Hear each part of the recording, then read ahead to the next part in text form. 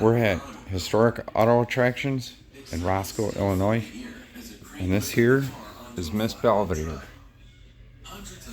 1957 Plymouth, buried in Tulsa, Oklahoma in 1957. It was exhumed in 2007. To witness the historic, somewhat heartbreaking unveiling of Miss Belvidere.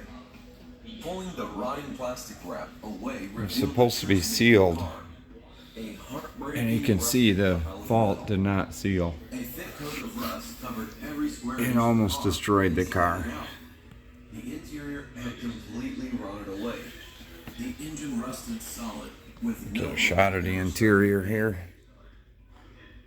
The microfilm of the ballad trees was nowhere to be found, disintegrated. In the glove box, Yeah, still smells inside of it. Poor thing. some items survived. If you guys get a chance, check this place out. Pretty neat. Too likely disintegrated. If you remember, the lucky person who guessed what Tulsa's population would be in 2007 wins the car. Winner was Raymond Anderson, who unfortunately died in 1979. So the car was handed over to his 100-year-old sister.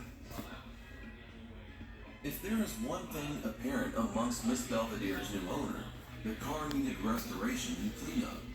The problem is, the damage to the car is so complete. Enough pressure to easily